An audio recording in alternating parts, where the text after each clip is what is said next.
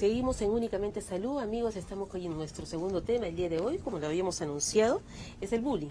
¿Qué podemos hacer con el agresor y el agredido? Porque acá existen dos problemas, el que recibe y el que hace esta agresión, para lo cual hemos invitado el día de hoy a la licenciada Gabriela Medina Gutiérrez. Ella es psicóloga clínica del Centro Psicológico Plenamente, a quien le damos la bienvenida. Gracias por estar aquí, licenciada. Gracias por la invitación. Muy amable. Nosotros queremos definir un poco lo que es el bullying. Estamos en plena época escolar, ya empezaron los chicos del colegio a nivel nacional, y bueno, vamos a definir qué cosa es el bullying. Este es un término en inglés, pero se define como un acoso escolar o intimidación con tal que se refiere pues a la intimidación física de que son víctimas tanto los niños como los jóvenes en las escuelas y también en las universidades. Y esta es ejercida por uno o varios compañeros. ¿Es así, doctora? Así es. Y eso se ve ya en esta etapa que estamos empezando el año escolar, ¿no? El agresor y el agredido. Acá hay un problema de ambos. Así es. El enfoque que le das, Elizabeth, es correcto, porque no solo nos debemos quedar del lado de la víctima, sino también del que ejerce el bullying. Entonces, lo primero que los padres debemos aprender a reconocer es cuándo se trata realmente de bullying y cuándo se trata de circunstancias en las que el niño no puede lidiar quizás con bromas pesadas, pero que no llegan a ser bullying. ¿Cuál es, digamos, la diferencia o el límite? Para que sea bullying tiene que completarse, digamos, 4 esquemas. Uno, en que la persona que ejerce el bullying tiene una diferencia de autoridad de poder. Por ejemplo, puede ser un chico más grande, más fuerte físicamente, y puede ser también que sea el chico popular del salón o alguien que tenga mucha llegada, que sea popular, carismático, y entonces estas personas ejercen bullying sobre personas que perciben más débiles o más, digamos, menos fuertes.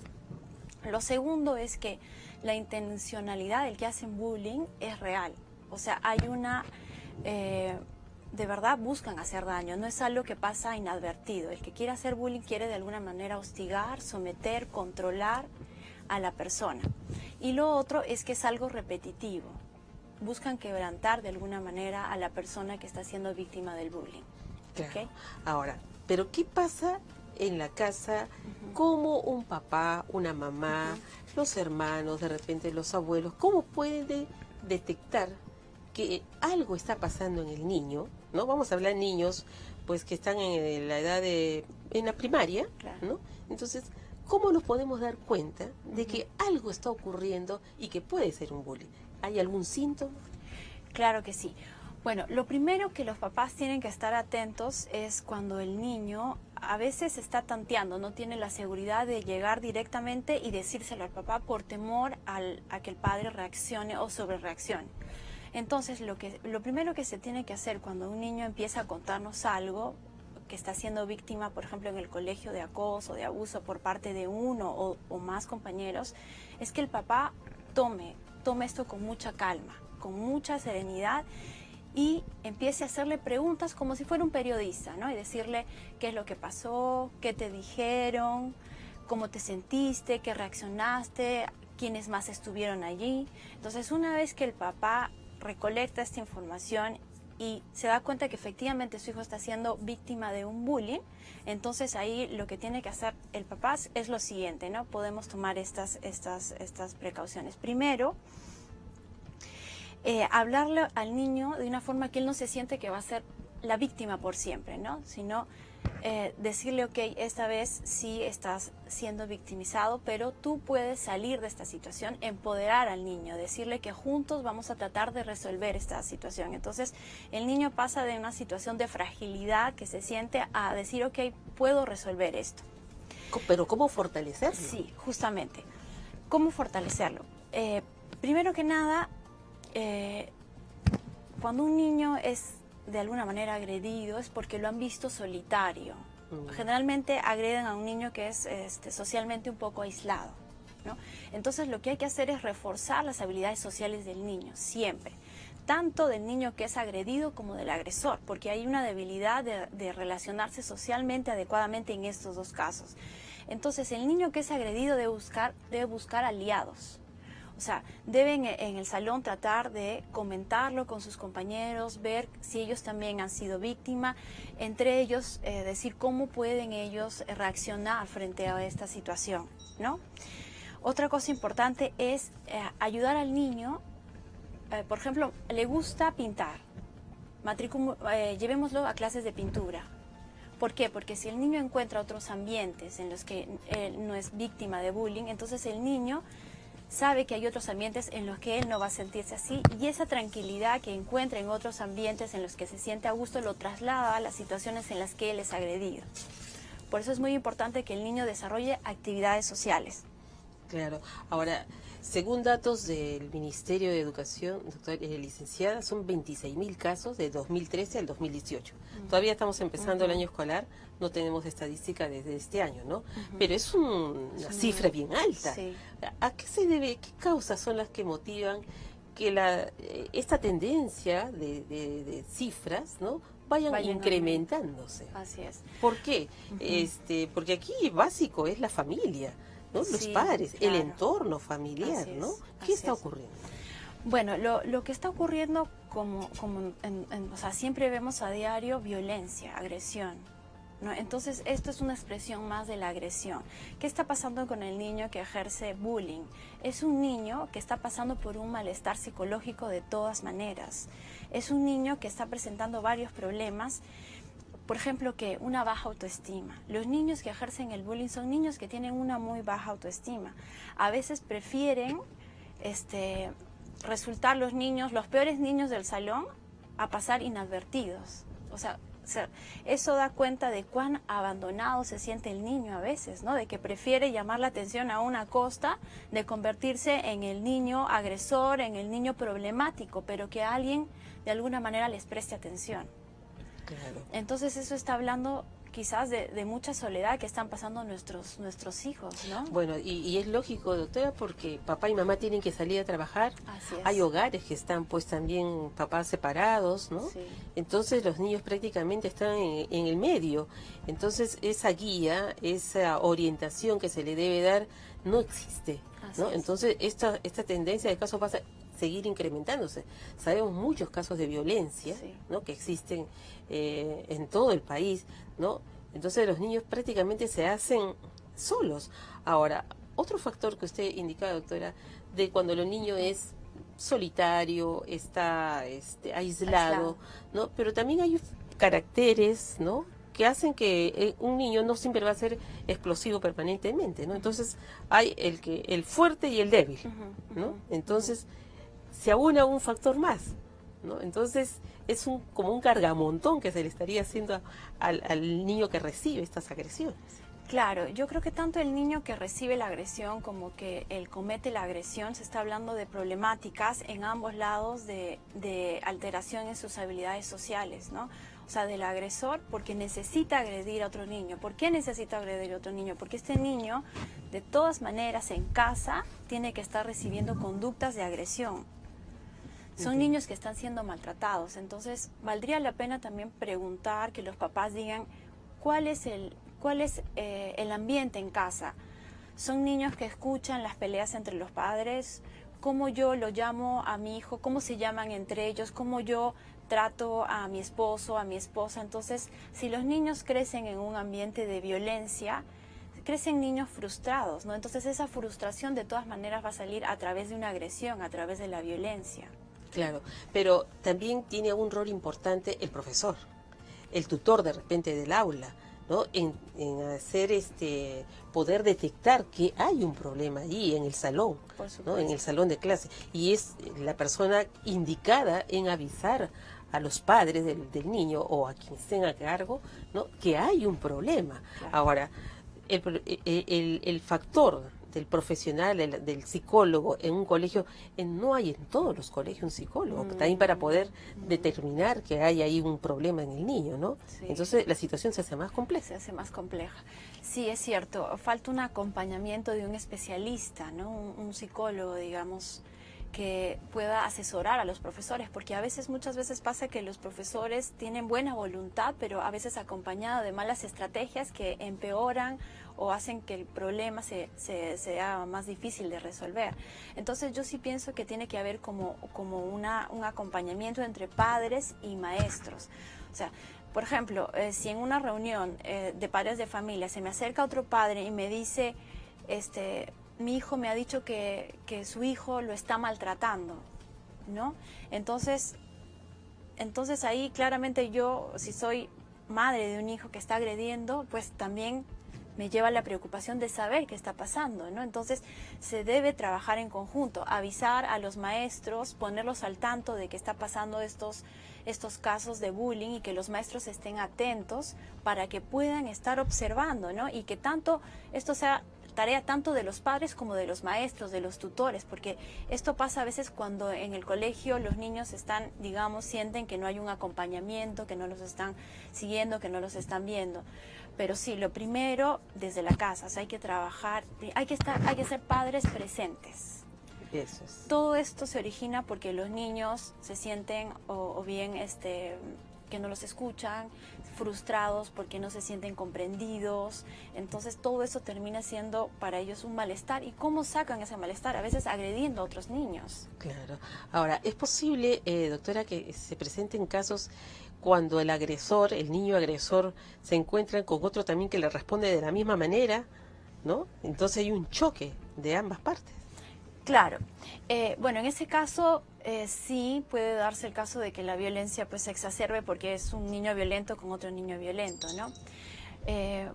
Pero lo que se está viendo más, digamos, es el ejercicio de poder del bullying que ejercen los chicos más fuertes o más populares sobre los, digamos, los que se perciben más débiles, ¿no? Ahora, esto se da en todos los sectores, en todos los supuesto, colegios. en todos No los son los sectores. colegios nacionales Sí. donde hay la gran cantidad de población escolar, No. también los colegios Por particulares. supuesto, el bullying es un tema social en todos los niveles socioeconómicos. Bien, vamos con unas preguntas, Sí, doctora, claro. porque ya están nuestros amigos seguidores de nuestro Facebook del canal SB.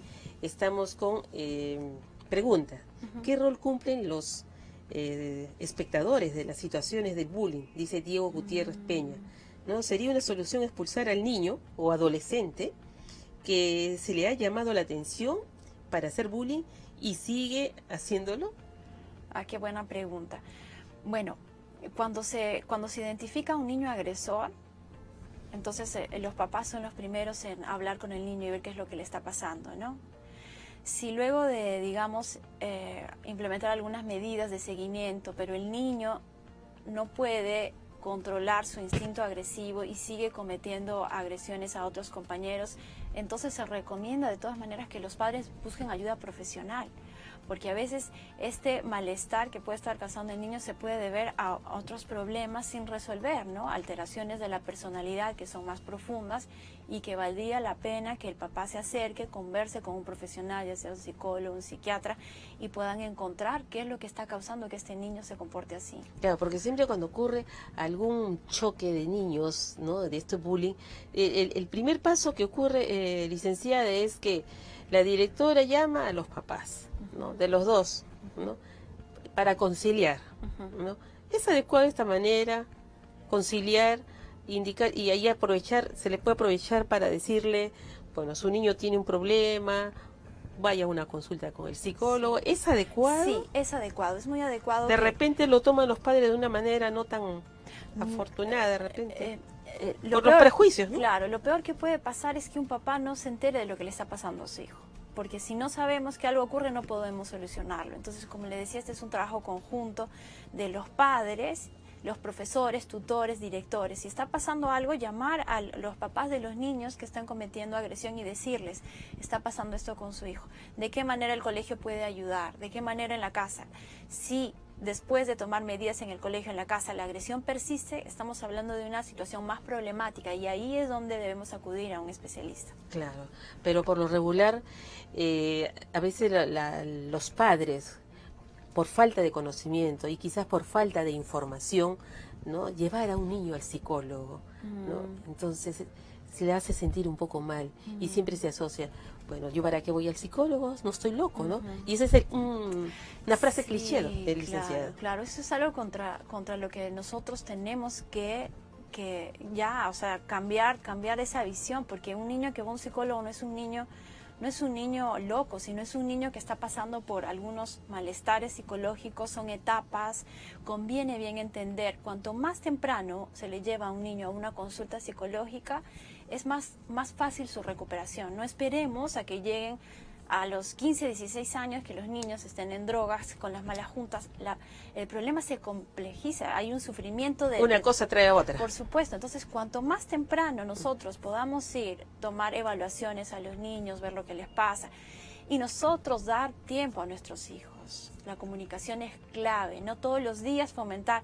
Que te cuente, el niño de por sí no va a querer hablar, pero si el niño ve que todos los días el papá le hace preguntas, qué tal te ha ido, qué vas a hacer hoy día, qué te pasó ayer, entonces el niño se acostumbra a tener ese canal de comunicación. Va a ser de esta manera más fácil que el padre identifique cuando algo le está pasando a su hijo. Claro, vamos con más preguntas, licenciada, y gracias por las consultas que están haciendo a nuestro tema el día de hoy, el bullying, qué hacer con el agresor y el agredido. Y la siguiente pregunta es de Giovanna Rojas. Ella indica, ¿por qué algunos niños no defienden el acoso y deben ser víctimas también?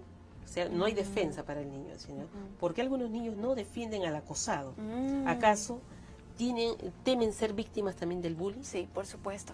¿Qué es lo que pasa? Miran nada más. Sí, los actores, por ejemplo, cuando se da un tema de hostigamiento, está el que es agredido y el agresor, pero no son los únicos actores. Están los niños que están viendo pero no dicen nada. ¿Y por qué no dicen nada? Porque ellos a su vez tienen miedo de que la agresión se vuelva contra ellos. O sea, se sienten débiles y sienten que la persona que está cometiendo la agresión es muy superior, muy fuerte, y ellos no le pueden hacer frente.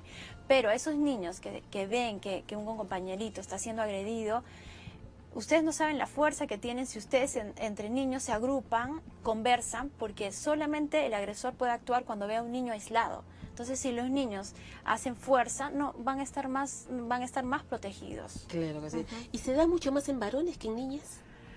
Bueno, la agresión física es más en los varones, pero las niñas también... ¿Cómo es ahí el comportamiento en las niñas, el bullying? Bueno, en las niñas quizás lo que se puede dar es que traten de excluir a alguna compañera, ¿no? Entonces, la agresión no es tanto física, sino que, por ejemplo, hago un lonche en mi casa y no invito a una compañera, entonces, o esparzo rumores sobre esta niña, ¿no? Entonces, de tal forma que la estoy excluyendo. Eso también es un tipo de agresión y bullying. Claro. Ahora, formar círculos apartes, entonces. Así es. Y dejar de lado. Excluirla. Excluirla. Así es. Pero esta forma de excluir a una niña, a otra niña más, o algunas, licenciada, ¿es posible de que lo pueda ver la directora o el tutor como una especie de bullying? Porque de repente esto es una cosa externa, ¿no? Y no llega a oídos pero lo siente la niña. Claro. Esos son casos quizás más subjetivos, ¿no? Porque puede ser que la persona le diga, no, es lo que te parece, tal vez se han olvidado de invitarte. Pero estemos atentos que el bullying se da, como lo decía, cuando es algo repetitivo y hay una intención de causar daño y malestar a la otra persona. Bien, tenemos otra pregunta más. ¿Influyen los programas violentos de televisión para que un niño cometa bullying? Nos escribe Javier Torres Cruz. Bueno, de influencia a los medios. Sí, por supuesto. Yo creo que los programas violentos, a veces las noticias mismas son demasiado violentas, o sea, ya insensibilizan a las personas, ¿no? Cuando hay imágenes de gente que es violentada, agredida, programas, por supuesto, esto exacerba la violencia de los niños. Claro. La falta de control, por ejemplo, en los juegos, los videojuegos, el uso de las tablets, el uso de los teléfonos, ¿no? Porque ahora desde muy pequeño los niños manejan estos artefactos, y no hay vigilancia porque papá, mamá no están, o de repente ellos están solos, y bueno, o se encierran en el cuarto. ¿Cómo deberían hacer ahí los límites, licenciada? Sí, ese es un tema bastante complejo, porque, o sea, ahora tenemos el tablet, los celulares. Entonces, lo que se recomienda es que hasta los 5 años... Las redes sociales. Sí, las mismas redes sociales. Por supuesto, hablamos de lo que es el ciberbullying. El ciberbullying, exacto.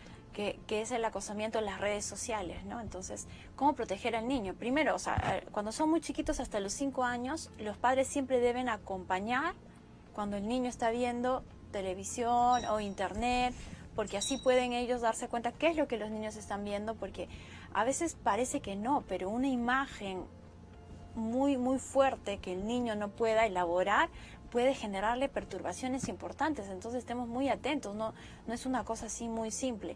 El niño siempre tiene que estar acompañado, hay que ver, hay que hacer seguimiento de lo que el niño ve. Si bien es cierto, ahora la problemática es a qué edad los niños pueden tener sus redes sociales, cómo hacer para hacer el seguimiento. Sí, esto es más complejo, pero los papás tienen que de alguna manera estar siempre viendo la forma de poder seguir a sus niños, ¿no? Claro, bueno, estamos desarrollando este tema del bullying, estamos en plena etapa escolar, doctora, pero yo quisiera que usted ponga hincapié en las recomendaciones, sobre todo en esta parte de los límites, como usted decía, ¿no? Y el de estar alerta, ¿no? La familia es importante, los padres importantes, alerta. ¿Qué recomendaciones a fin que el niño no sufra de esta forma, que no se incrementen más las cifras, ¿no? Por los dos lados, el agresor y el agredido? Claro. Bueno, la recomendación más importante que se le puede dar a los padres es que le den tiempo a su hijo, ¿no? Y cuando estén con su hijo, que haya una mezcla de disciplina y amor. Tiene que haber un balance. Siempre tiene que haber ternura, amor, que el niño sienta que los padres se preocupan de ellos. Y esto no debe quitar el hecho que los niños deben sentir que hay límites. Porque ¿qué pasa? ¿Qué pasa con los niños agresores? También se ha visto los dos extremos. O son niños que son severamente castigados, que los padres son muy violentos con ellos, o son niños cuyos padres son muy permisivos, que les dejan hacer todo. Y los niños no, los niños necesitan límites. Los niños necesitan límites, necesitan amor, necesitan tiempo. Eso es lo básico. Bueno, licenciada, nosotros estamos muy agradecidas por estas recomendaciones, sobre todo interactuar con los padres, y se ve ahí el interés para que tenga una buena estancia este año escolar, pues los menores, en este año escolar, que sea todo un éxito, ¿no? Para todos muy los niños. Por supuesto que sí, y que las cifras no sigan incrementándose. Muchas gracias, licenciada, hasta una próxima oportunidad, y nosotros agradecidas con ustedes, amigos que nos han seguido a través del Facebook, de nuestro canal SB, por compartir estos temas tan importantes y sobre todo la importancia que tiene que tener, reitero, la familia. Gracias por su sintonía y nos vemos en el próximo programa.